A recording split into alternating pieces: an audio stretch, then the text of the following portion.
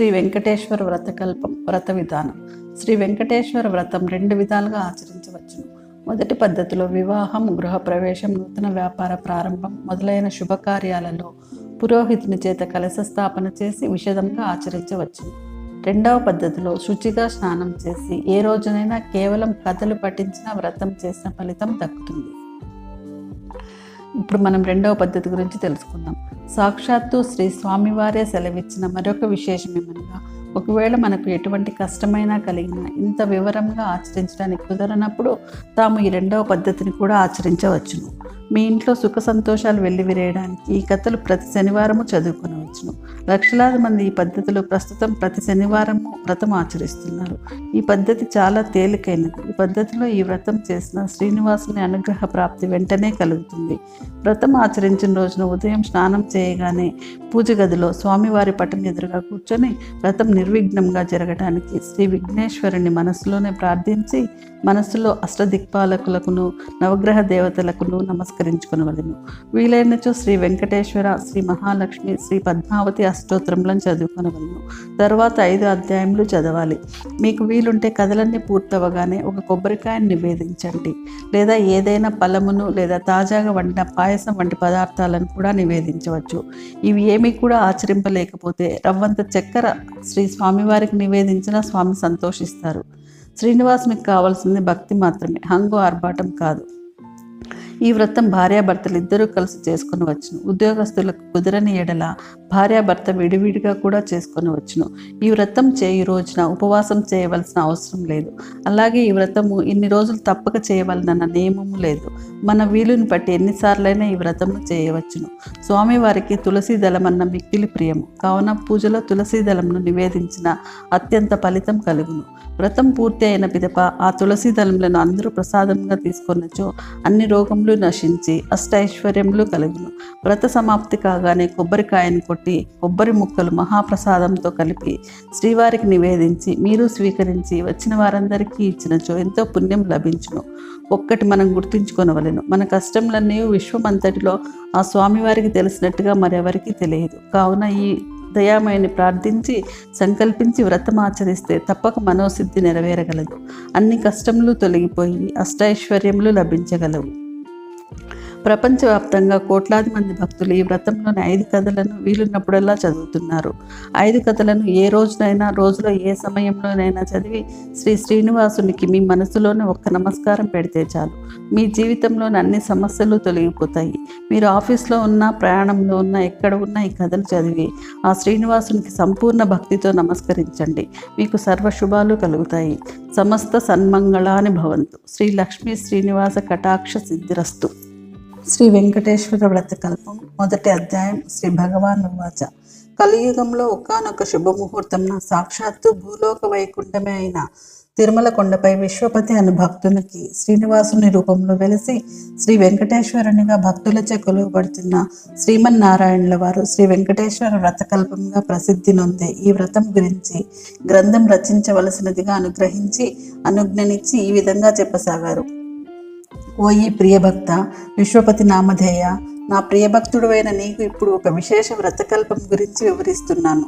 ఈ వ్రతము నాకు అత్యంత ప్రియమైనది, అందరూ ఆచరించుటకు ఎంతో సులభతరమైనది. కలియుగంలో మానవులు తమ తమ పూర్వజన్మ ఫలాలను అనుభవిస్తూ తిరిగి అనేక పాపకర్మలను నరిస్తూ అనేక కష్టాల పాలవుతున్నారు. వీరిలో నా భక్తులైన కొందరు వారి వారి కష్టాలను నివారించవలసినదిగా నన్ను వేడుకున్నారు. ఎన్నో వ్యయ ప్రయాసలను నర్చి తిరుమల యాత్ర చేసి నన్ను దర్శించుకుంటున్నారు. నా భక్తులంటే నాకు అత్యంత ప్రియము. నా మీదే పూర్తి భారం వేసి ధర్మపదంలో జీవితం గడిపే వారి బాధ్యత నేనే వహిస్తాను. ఇప్పుడు నేను వివరిస్తున్న ఈ వ్రతము శ్రీ వెంకటేశ్వర వ్రతకల్పం అనే పేరుతో ప్రసిద్ధి పొందగలదు. ఈ వ్రతం నాకు అత్యంత ప్రియమైనది. ఈ వ్రతాన్ని భక్తి శ్రద్ధలతో ఎవరైతే ఆచరిస్తారో వారి బాధలన్నీ తక్షణమే నివృత్తి కాగలవు. ఈ వ్రతం ఎవరైనాను ఎప్పుడైనాను ఆచరించవచ్చును. ప్రత్యేకించి మార్గశిర, మాఘ, కార్తీక మాసములందు కానీ పౌర్ణమి, పంచమి, సప్తమి, ఏకాదశి తిథుల రోజులందు కానీ శ్రవణ స్వాతి నక్షత్రముల రోజుల ఎందు కానీ ఆచరించిన మిక్కిలి ఫలదాయకము. ఈ కలియుగంలో నా భక్తులైన మీరు అనుభవిస్తున్న కష్టములన్నీ నాకు తెలియను. మీకు ఇప్పుడు ఏ కష్టం కలిగినా, ఏ ఆర్థిక సమస్య కానీ, ఆరోగ్య సమస్య కానీ, ఉద్యోగ వ్యాపార సమస్యలు కానీ కలిగి మనశ్శాంతి లేనప్పుడు ఈ వ్రతం ఆచరించిన ఎడల తక్షణమే ఆ కష్టములన్నీ తొలగిపోగలవు. మరియు మీరు మీ ఇంటి ఏ శుభకార్యం తలపెట్టినను ఈ వ్రతం ఆచరించిన ఎడల శుభకార్యంలో నిర్విఘ్నముగా జరిగి 1000 రెట్లు శుభప్రదం కాగలవు. ఈ వ్రతం ఆచరించిన వెంటనే సకల సుఖశాంతులు అష్టైశ్వర్యములు లభించగలవు. ఉదయమున కానీ సాయంకాలం ఎందు కానీ ఈ వ్రతం ఆచరించవచ్చును. ఈ వ్రతం 5 అధ్యాయములతో కూడినది. ఈ 5 అధ్యాయములను భక్తితో పఠించవలను. మీ స్వగృహమునందు కానీ, వసతి గృహమునందు కానీ, నా ఆలయమునందు కానీ, ఏ పుణ్యక్షేత్రం నందు కానీ, నదీ తీరమున కానీ ఈ వ్రతమును ఆచరించవచ్చును. మీకు వీలైన ఎడల మీ బంధుమిత్రులందరినీ ఆహ్వానించి ఈ వ్రతం ఆచరించడం మిక్కిలి శ్రేయోదాయకము. ఈ వ్రతం ఆచరించిన వారికిని, విన్న వారికిని, ప్రసాదమును భక్తితో స్వీకరించిన వారికిని అష్టైశ్వర్యములు కలగలవు. ఈ వ్రతంను పూర్వకాలంలో నా ప్రియభక్తులైన ఎందరో మునీశ్వర్లు ఆచరించి ఎన్నో దివ్యాశీస్సులు పొందినారు. భూలోకవాసులైన మీ అందరికీ ఈ వ్రతం మిక్కిలి ఆనందప్రదాయని అయి అనేక శుభములు కలుగజేయను. ప్రశాంత మనసుతో నన్నే తలుచుకుంటూ ఈ వ్రతం ఆచరించినచో వ్రతఫలము మిక్కిలిగా ఉండగలదు. ఈ వ్రతం ఆచరించిన విధానం మిక్కిలి సులభతరము. కలియుగంలో మీకు గల కష్టములన్నీ నాకు తెలియను. అందువలననే అత్యంత కఠోర నిష్ఠతో చేసే తపస్సులకు, యజ్ఞయాగాదులకు నిచ్చు ఫలము కేవలం ఈ వ్రతం ఆచరించడం వలననే మీరు పొందగలరు. ముందుగా వ్రతం ఆచరించు ప్రదేశమును చక్కగా శుభ్రపరచుకొనవలెను. మండపమును ఏర్పాటు చేసుకొని నా ప్రియసకులైన శ్రీదేవి భూదేవులతో కూడి ఉన్న నా పటము మండపంపై ఉంచవలెను. మీకు ప్రియమైన ఇతర దేవతల పటములు కూడా ఉంచుకొనవచ్చును. నవగ్రహ దేవతలను, అష్టదిక్పాలకులను ఆవాహన చేసుకొనవలెను. లేదా వారందరికీ మనస్సులోనే నమస్కరించవచ్చును. ముందుగా పసుపు వినాయకుని పూజించవలను. అటు తర్వాత ఈ వ్రతమందలి 5 అధ్యాయములను భక్తి శ్రద్ధలతో పఠించవలెను. ఇదియే ప్రథమాధ్యాయము. మిగిలిన 4 అధ్యాయములను నాకు అత్యంత ప్రీతిపాత్రులైన విశ్వామిత్ర, వశిష్ఠ, భరద్వాజ, అత్రి మునీశ్వరులు ప్రవచించారు. ఈ 5 అధ్యాయములను పఠించిన తరువాత నాకు ప్రియమైన స్తోత్రములను పఠించవచ్చును. ప్రతి అధ్యాయమునకు చివర గోవింద గోవింద గోవింద అని 3 సార్లు స్మరించవలెను. ఈ కలియుగంలో సామాన్య మానవులైన మీ అందరి కష్టాలు నాకు తెలియను. కావున మరొక విశేషమును కూడా చెప్తున్నాను. ఈ వ్రతంను ఇంత వివరంగా చేసుకున్న శక్తి లేని వారు మీరు ఒక్కరే నా పటమును ఎదురుగా ఉంచుకొని విఘ్నేశ్వరునికి, నవగ్రహ దేవతలకు, అష్టదిక్పాలకులకును మనస్సులోనే స్మరించి ఈ 5 కథలను పఠించి మీకు వీలున్న ఏ ఫలమునైనా నాకు నివేదించి ప్రసాదంగా స్వీకరించవచ్చును. ఈ విధంగా చేసినా కూడా మీ కార్యసిద్ధి కాగలదు. ఈ కష్టములన్నీ తొలగిపోగలవు. మీకు సకల శుభములు కలుగును. ఎవరైతే ఈ వ్రతం అత్యంత భక్తి శ్రద్ధలతో ఆచరిస్తారో వారి గృహమునకు స్వయంగా నేనే ఏదో ఒక రూపంలో వచ్చి ప్రసాదాన్ని స్వయంగా స్వీకరిస్తాను. నా అనుగ్రహం మీ అందరి యందు ఎల్లప్పుడూ ఉంటుంది. శ్రీ స్వామివారు తిమ్మరాజు విశ్వపతి రామకృష్ణమూర్తి విశ్వపతి అను భక్తునికి ఈ విధంగా తనకు అత్యంత ప్రీతికరమై తానెల్లప్పుడూ నివసించే తిరుమల కొండపై ఈ వ్రత విధానంను అనుగ్రహించారు. కలియుగ వాసులైన మనమందరము ఈ వ్రతం ఆచరించి శ్రీ వెంకటేశ్వర స్వామి వారి అనుగ్రహంకు పాత్రులు కావలెను. ఈ వ్రతం ఆచరించినంతనే మన కష్టములన్నీ తొలగిపోయి అనేక శుభ ఫలితములు పొందవచ్చును. గోవింద గోవింద గోవింద. ప్రథమోధ్యాయం సమాప్తం. శ్రీకాంతాయ కళ్యాణ నిధయే నిధయేర్తినాం శ్రీ వెంకట నివాసాయ శ్రీనివాసాయ మంగళం. శ్రీ వెంకటేశ్వర వ్రతకల్పం 2వ అధ్యాయం. శ్రీ విశ్వామిత్ర ఉవాచ. ఈ అధ్యాయంను మనకు మహా తపస్సంపన్నులైన సాక్షాత్తు శ్రీ విశ్వామిత్రుల వారు అనుగ్రహించారు. ఓ కలియుగ వాసులారా, శ్రీనివాసుని ప్రియభక్తులారా, మీరు ఆచరిస్తున్న ఈ వెంకటేశ్వర వ్రతకల్పం అతి పవిత్రమైనది, మహాన్వితమైనది. కలియుగంలో ఆ శ్రీమన్నారాయణ్ణి కరుణా కటాక్షములు పొందడానికి మిక్కిలి సులభ మార్గము. పూర్వకాలంలో అనేక మంది శ్రీవారి భక్తులు ఈ వ్రతం ఆచరించి తమ అభీష్ట సిద్ధి పొంది ఉన్నారు. ఇంత సులభతరమైన వ్రతకల్పం మనకు అనుగ్రహించిన శ్రీ వెంకటేశ్వర స్వామి వారికి ముందుగా మనందరము నమస్కరించవలెను. పూర్వకాలంలో మగధ సామ్రాజ్యంలో విష్ణు చిత్తుడనే శ్రీవారి ప్రియభక్తుడు ఉండేవాడు. అతనికి 9 మంది స్త్రీ సంతానం కలిగిరి. ఎంతో పాండిత్యం కలిగినను మిక్కిలి పేదరికంతో బాధపడుచుండేవాడు. విష్ణు చిత్తుని భార్య తారామతి ఎల్లప్పుడూ శ్రీమన్నారాయణుణ్ణి ప్రార్థిస్తూ ఉండేది. అప్పుడప్పుడు వివాహాది శుభకార్యాల పౌరోహిత్య కార్యక్రమంలో దక్షిణగా వచ్చడి కొంత సొమ్ముతో ఎంతో కష్టపడి కాపురం సాగిస్తూ ఆ దంపతులు ఉండేవారు. కుమార్తెలకు యుక్త వయస్సు సమీపించినది. తారామతికి ఎప్పుడు వీరి వివాహం ఎట్లు జరిపించవలెనా అని చింతగా ఉండేది. ఆ శ్రీనివాసునే ప్రార్థిస్తూ కాలం గడుపుతుండేది. ఓ శ్రీనివాస భక్తులారా, ఆశ్రిత జన రక్షకుడైన శ్రీ వెంకటేశ్వర స్వామి వారికి తన భక్తులన్న అపార ప్రేమయని మనందరికీ తెలిసినదే కదా. ఆనాడు మాఘ పౌర్ణమి ఉదయాన్నే ఒక వృద్ధ బ్రాహ్మణుడు విష్ణు చిత్తుని ఇంటి తలుపు తట్టాడు. అయ్యా, నేను వంగదేశపు వాసిని. ఒక యజ్ఞ నిమిత్తం వెళుతూ దారి మధ్యలో ఈ దేశం వచ్చాను. దయచేసి ఈ ఒక్కరోజు మీ ఇంట్లో ఉండనిచ్చినచో తిరిగి రేపు ఉదయమే వెళ్ళిపోగలను అని విష్ణు చిత్తుని అర్థించాడు. అందులోకి విష్ణు చిత్తులు, స్వామి, అంతకు మించిన అదృష్టం మాకేమున్నది? అతిథి సాక్షాత్తు శ్రీమన్నారాయణుడితో సమానమని మన పురాణాలు ఘోషిస్తున్నాయి కదా. తమరు ఎటువంటి సంకోచము లేకుండా మా ఇంటిలో తప్పక ఉండవలసింది అని ఆ ముసలి బ్రాహ్మణుడిని లోపలికి తీసుకువచ్చి సపర్యలు గావించారు.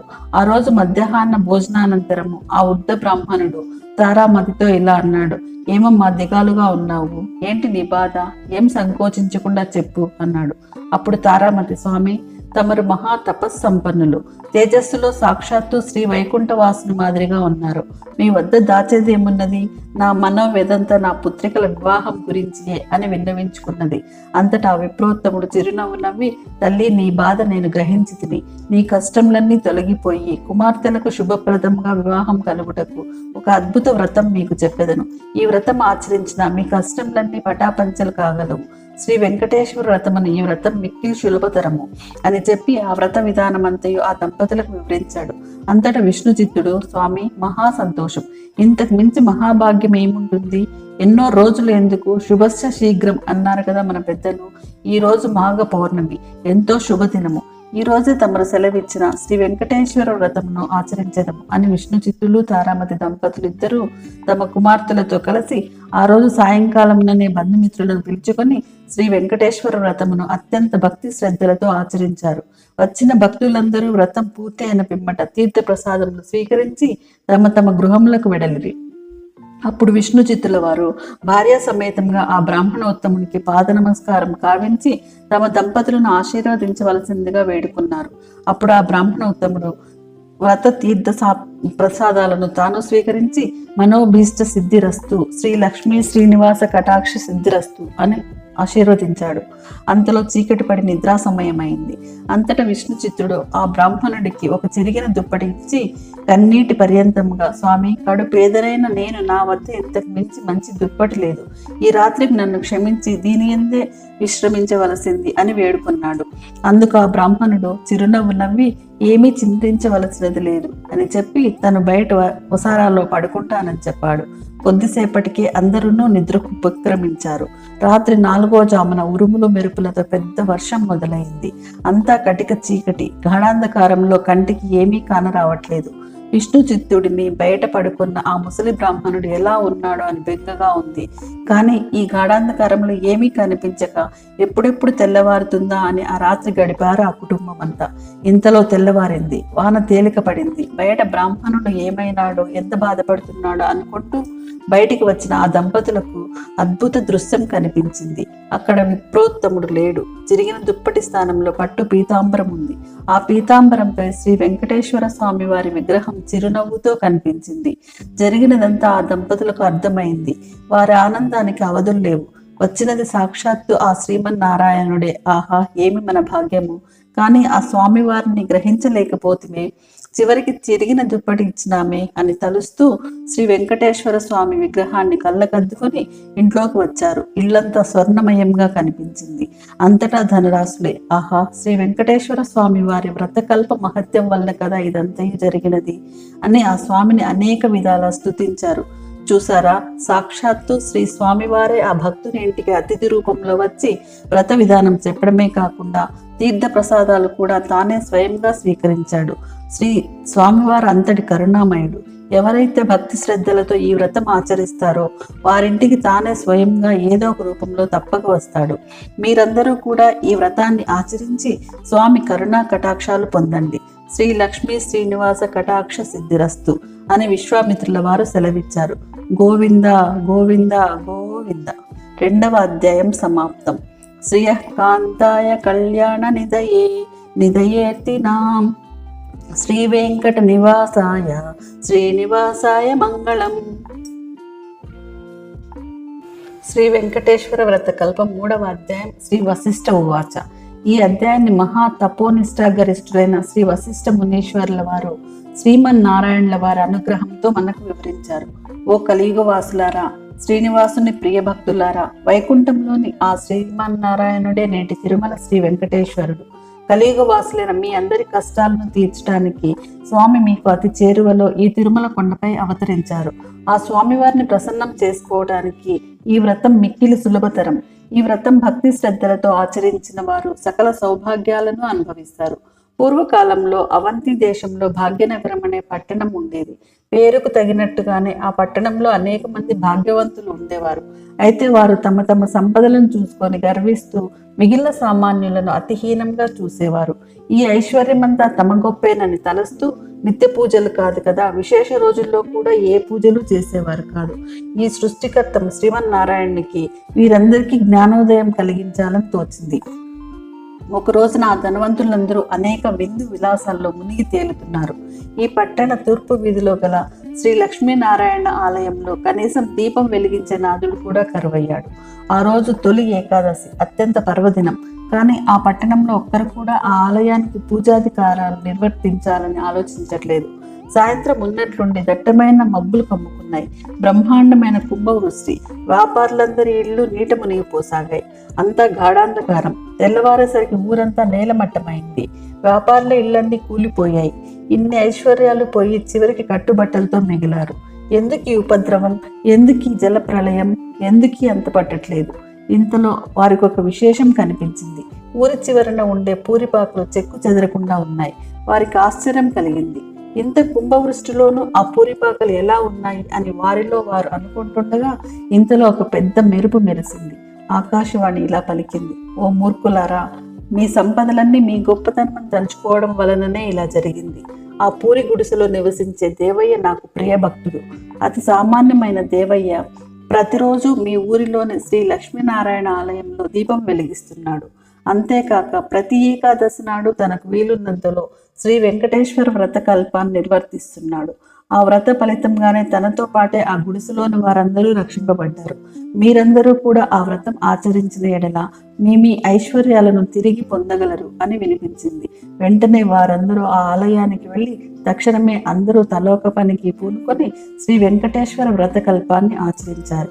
ఆ వ్రత ఫలితంగా అందరి గృహాలు పూర్వ రూపంలో కనిపించాయి.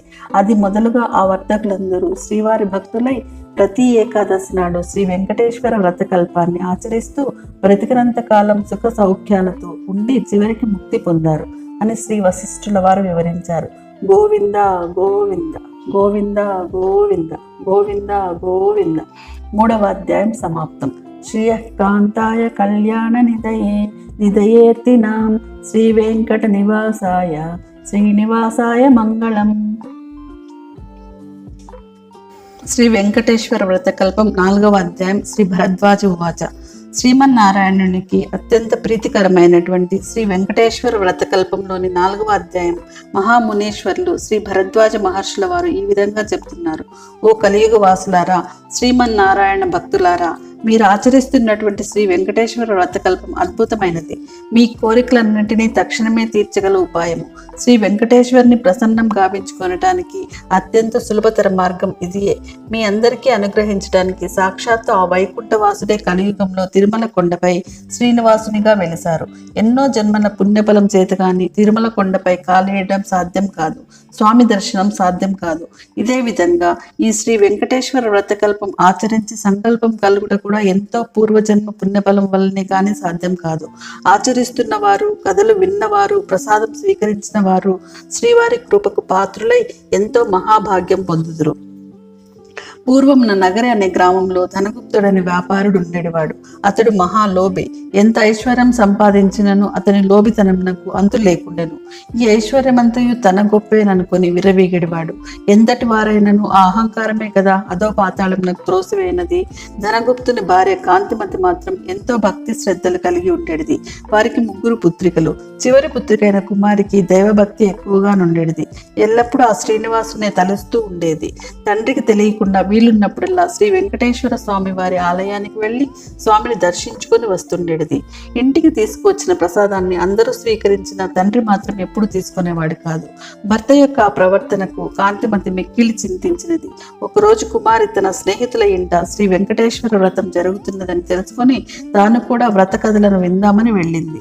వ్రతం పూర్తి అయ్యేసరికి మిట్ట మధ్యాహ్నం అయింది. ప్రసాదం తాను స్వీకరించి కొంచెం పొట్లంగా కట్టించుకొని ఇంటికి బయలుదేరింది. మార్గ మధ్యమునకు వచ్చేసరికి ఎండ తీవ్రత ఎక్కువైనది. ఎక్కడైనా కొంచెం దాహం తీర్చుకుందామని తలచగానే ఆ పక్క వీధిలోనే తన తండ్రి అంగడి ఉందని గుర్తుకు వచ్చింది. ఆ అంగడికి వెళ్ళి ఆ వ్రతం గురించి తండ్రికి చెప్పకుండా నీళ్లు అడిగి తాగింది. తండ్రి కోపగించుకుంటాడేమోనన్న భయంతో కంగారుగా దాహం తీర్చుకొని వడివడిగా ఇంటి దారి పట్టింది. ఆ హడావిడిలో కుమారి ప్రసాదం పొట్లం దుకాణంలోనే మర్చిపోయి వదిలివేసింది. ఇంతలో ఆ బజార్లో ఒక్కసారిగా అలజడి మొదలైంది. ప్రజలందరూ హాహాకారాలు పెడుతూ పరిగెడుతున్నారు. పెద్ద అగ్ని ప్రమాదం సంభవించి ఆ వీధిలోని అంగళ్ళు అగ్నిదేవుని ప్రతాపానికి ఆహుతి కాసాగాయి. అసలే మిట్ట మధ్యాహ్నం. దానికి తోడు తీవ్రమైన వడగాలి. ధనగుప్తుడి శరీరం భయంతో కంపించింది. ఇంకొద్ది క్షణాల్లో తన కళ్ళ ముందే తన అంగడి కూడా బూడిద కావలసిందే. ఈ ఆలోచనతో చేతులు వణుకుపోతున్నాయి. అంగడి నుంచి అందరూ బయటికి పరుగులు తీశారు. కానీ తాను ఉండిపోయాడు. విడిచిపోబుద్ధి కావట్లేదు. ఉంటే తాను మసైపోగలడు. ఈ కంగారులో చేతిలో ఏదో పొట్లం తగిలింది. ఏ ఆలోచన లేకుండా తీసి నోట్లో వేసుకున్నాడు. తీయగా అనిపించింది. అంతేకాదు మనసు కొంచెం స్థిమిత పడ్డట్టు కూడా తోచింది. అప్పుడే ఒక అద్భుతం సంఘటన జరిగింది. మంటలన్నీ ధనగుప్తుడు ముందు దుకాణం వద్ద ఆగిపోయాయి. ఒక్క నిప్పురవ్వ కూడా తన దుకాణంపై పడలేదు. ఏమి ఈ విచిత్రము, ఏమి ఈ మాయ? ధనగుప్తుడి నోటి మాట రాలేదు. ఇంతలో ఆ వీధిలో అగ్ని ప్రమాదం జరిగిందని ఇంటిలో తెలిసి భార్య కాంతిమతి కుమార్తెలతో సహా భయాందోళనతో ఆ శ్రీనివాసుని ప్రార్థిస్తూ అక్కడికి వచ్చింది. అంగడి వరకు వచ్చి మంటలు పక్కనే ఉన్న అంగడి వద్దే ఆగిపోవడం చూసి సంభ్రమాశ్చర్యాలకు లోనయ్యారు. అప్పుడు కుమార్తెలకు తాను అంగడిలో పోయిన పొట్లం గురించి గుర్తుకు వచ్చింది. ధనగుప్తుడు అంతకుముందు తాను తిన్నది ఆ పొట్లంలోని పదార్థంగా గ్రహించాడు. కుమారి ఆ పొట్లం శ్రీ వెంకటేశ్వర స్వామి వారి ప్రసాదం అని, తాను వ్రతంలో పాల్గొనటం అంతా వివరించింది. తాను స్వీకరించిన ఆ ప్రసాదం మహత్యం వల్లనే తాను ఆ ప్రమాదం నుంచి బయటపడినట్లు ధనగుప్తుడు గ్రహించాడు. శ్రీవారిని క్షమించమని లెంపలు వేసుకున్నాడు. సాయంకాలమే ఊరి వారందరినీ పిలిచి శ్రీ వెంకటేశ్వర వ్రతకల్పం భక్తి శ్రద్ధలతో ఆచరించాడు. అప్పటి నుంచి ఆ వర్తకుడు పూర్తిగా స్వామివారి సేవలకే శేష జీవితాన్నంతా గడిపి చివరికి ముక్తి పొందాడు. కేవలం ప్రసాదాన్ని స్వీకరించినంతనే ఎంత ప్రమాదం నుంచి బయటపడ్డాడో చూశారు కదా. శ్రీ వెంకటేశ్వర మహత్యం అంతటి అద్భుతమైనది. మీరందరూ వీలున్నప్పుడల్లా ఈ వ్రతం ఆచరించి శ్రీనివాసుని కృపకు పాత్రులు కావలసింది అని భరద్వాజుల వారు గ్రహించారు. గోవింద గోవింద గోవింద గోవింద గోవింద గోవింద. 4వ అధ్యాయం సమాప్తం. శ్రీయకాంతాయ కళ్యాణ నిదయేర్తినాం శ్రీ వెంకట నివాసాయ శ్రీనివాసాయ మంగళం. శ్రీ వెంకటేశ్వర వ్రతకల్పం 5వ అధ్యాయం. శ్రీ అత్రి ఉవాచ. భూలోక వైకుంఠమే తిరుమల తిరుపతి. తిరుమలతో సమానమైన పవిత్ర ప్రదేశం కానీ, శ్రీ వెంకటేశ్వరునితో సమానమైన దైవం కానీ ఇంతకు ముందు లేడని, ఇక ముందు ఉండబోడని పురాణాలు ఘోషిస్తున్నాయి. శ్రీనివాసునిగా వెలిసిన శ్రీమన్నారాయణునికి తన భక్తులంటే అలవిమాలిన ప్రేమ. ఎవరైతే తన మీదే పూర్తి భారం వేసి నిత్యం తననే స్మరిస్తూ సత్ప్రవర్తన కలిగి జీవిస్తారో వారి యోగక్షేమాలు తానే వహిస్తాడు. అంతటి దివ్య దేవుని ప్రసన్నం చేసుకోవడానికి అత్యంత సులభతరమైన మార్గం శ్రీ వెంకటేశ్వర వ్రతకల్పం. ఈ అద్భుత వ్రతకల్పంలోని 5వ అధ్యాయాన్ని మహా తపస్సంపన్నులైన శ్రీ అత్రి మహర్షుల వారు ఇలా అనుగ్రహించారు. నాయనలారా, శ్రీనివాసుని ప్రియభక్తులారా, కలియుగవాసులైన మీ అదృష్టం చెప్పలనివి కానిది. కృత, త్రేత, ద్వాపర యుగాల్లో ఎంతో కఠోర నియమనిష్టలతో ఆరాధిస్తే కాని ప్రసన్నం కాని శ్రీమన్నారాయణుడు కలియుగంలో కేవలం నామస్మరణతోనే మిమ్మల్ని అనుగ్రహిస్తున్నాడు. ఆర్తితో పిలిచిన వారి చెంత తక్షణం ఉంటాడు. అంతటి కరుణామూర్తి శ్రీనివాసుడు. తిరుమల క్షేత్రమంతా సాలగ్రామమయమే. ఆ పవిత్ర కొండపై మీరు వేసే ప్రతి అడుగు ఎన్నో జన్మల పుణ్యఫలం. పూర్వకాలంలో కౌమార దేశంలో మిత్రుడు అనే చాకలి ఉండేవాడు. అతడు తన కుల వృత్తిని నిర్వర్తిస్తూ వీలున్నంతలో దాన ధర్మాలు గావిస్తూ ధర్మపరంగా జీవిస్తుండేవాడు. కానీ అతడి దిగులంతా తనకున్న అవిటితనమే. కాలు అవిటిది కావడం చేత ఉతికిన బట్టలను మూట కట్టి ఇంటింటికి తిరిగి ఇవ్వడం చాలా కష్టంగా ఉండేది. దానికి తోడు గంపెడు సంసారం. కష్టపడకపోతే పూట గడవదు. ఎల్లప్పుడూ ఆ శ్రీనివాసుడిని ప్రార్థిస్తూ ఉండేవాడు. ఏదో ఒక రోజున ఆ స్వామి తనను కరుణిస్తాడన్న నమ్మకంతో జీవనం సాగిస్తున్నాడు. భక్తజన సులభుడైన శ్రీమన్నారాయణుడు ఇదంతా గమనిస్తూనే ఉన్నారు. ఎవరికైతే వారి పూర్వజన్మ కర్మ నివృత్తి అయ్యే సమయానికి శ్రీనివాసుడే ఏదో ఒక రూపంలో వచ్చి తన భక్తులను తప్పక ఆదుకుంటాడు.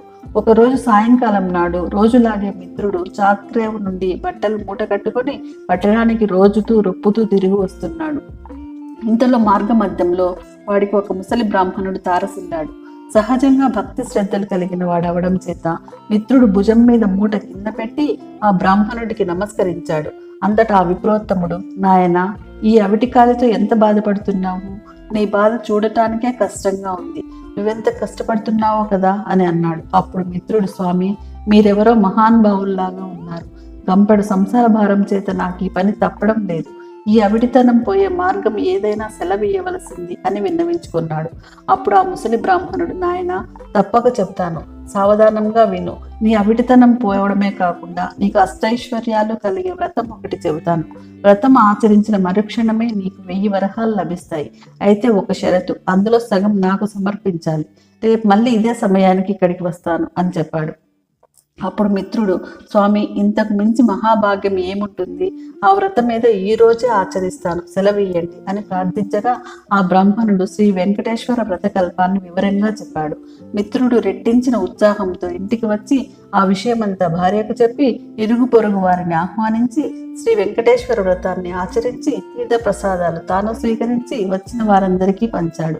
ఇంతలో బయట నుంచి ఏదో కోలాహలం వినపడింది. మిత్రుడి కుమారుడు బయట నుంచి ఇంట్లోకి పరుగున వచ్చి, అయ్యా, రాజభటులు నీ కోసం వచ్చారు. రాజుగారు నీకు కట్న కానుకలు పంపించారట అన్నాడు. ఇంతలో రాజభటులు వచ్చి మిత్రుడిని రాజుగారి ఆస్థానంలో చాకలిగా నియమించారని 1000 వరహాలు బహుమానంగా పంపించారని చెప్పి మిత్రుడి చేతిలో 1000 వరహాల మూట పెట్టారు. ఒక వారం లోపల వచ్చి రాజుగారి కొలువులో చేరవలసిందిగా చెప్పారు. మిత్రుడు ఆనందానికి అవధులు లేవు. వారం దాకా ఎందుకు, రేపే వెళ్ళాలి అని మూటా ముల్లా సర్దుకొని మరుసటి రోజు తెల్లవారుజామునే ప్రయాణమయ్యాడు. ఈ ఆనందంలో ఆ ముసలి బ్రాహ్మణుడి సంగతే మరిచిపోయాడు. దారి మధ్యలో గుర్తుకు రాగా 1 నెల తర్వాత కలవచ్చులెమ్మనుకున్నాడు. వెళ్లి రాజాస్థానంలో చేరాడు. రోజులు నెలలు గడుస్తున్నాయి. ఆ బ్రాహ్మణుడికి ఇచ్చిన మాట పూర్తిగా మరిచిపోయాడు. అంతే, బ్రాహ్మణ రూపంలో వచ్చిన ఆ స్వామివారికి కోపం వచ్చింది. మానవ నైజం అంతేనని అనుకున్నాడు. శ్రీ స్వామివారు తన మహత్యం తెలియజెప్పాలని నిర్ణయించుకున్నారు. అంతే, ఆ మరునాడే రాజాస్థానంలోని రాణిగారి నగలు మాయమయ్యాయి. ఆ భాండం మిత్రుడి మీద పడింది. మిత్రుడికి కఠిన కారాగార శిక్ష పడింది. రాజభటులు మిత్రుడిని పలు విధాలుగా శిక్షించారు. ఎందుకు ఇలా జరిగింది, ఎందుకు ఈ అభాండం నా మీద పడింది అని తలుస్తున్న మిత్రుడికి ఆ రాత్రి స్వామివారు కలలో కనబడి ఉద్ద బ్రాహ్మణ రూపంలో వచ్చినది తానేనని, తనకిచ్చిన మాట నిలబెట్టుకోకపోవడం చేతనే ఇలా జరిగిందని చెప్పాడు. అప్పుడు మిత్రుడు, స్వామి, నేను మిక్కిలి పాపాత్ముడిని. ఎంతటి అపరాధం చేశాను, దయచేసి నన్ను కరుణించండి. ఇక మీదట తప్పక ప్రతి నెల ఈ వ్రతం ఆచరిస్తాను. నా సంపాదనలో సగభాగం ప్రతి నెల జీవితాంతం తమకే సమర్పిస్తాను అని చెంపలు వేసుకొని స్వామివారిని పరిపరి విధాలా వేడుకున్నాడు. భక్తజన సులభుడైన స్వామివారు అందుకు సంతోషించి మిత్రుడిని అనుగ్రహించారు. శ్రీవారి అనుగ్రహం చేత రాణి నగలు వేరే ప్రదేశంలో మరుదినమే దొరికినవి. మిత్రుడు దొంగలించలేదని రాజు గ్రహించడం జరిగింది. మిత్రుడిని కారాగారం నుంచి వదిలివేశారు. అప్పటి నుండి మిత్రుడు స్వామివారికి ఇచ్చిన మాట ప్రకారం ప్రతి నెల శ్రీ వెంకటేశ్వర వ్రతం ఆచరిస్తూ తన సంపాదనలో సగభాగం స్వామివారికి సమర్పిస్తూ కలకాలం సుఖంగా జీవించి చివరన ముక్తిని పొందాడు అని అత్రి మహర్షుల వారు సెలవిచ్చారు. గోవింద గోవింద గోవింద గోవింద గోవింద గోవింద. పంచమోధ్యాయం సమాప్తం. శ్రీయః కాంతాయ కళ్యాణ నిధయేర్తినాం శ్రీ వెంకట నివాసాయ శ్రీనివాసాయ మంగళం. శ్రీ వెంకటేశ్వర వ్రతకల్పం సమాప్తం.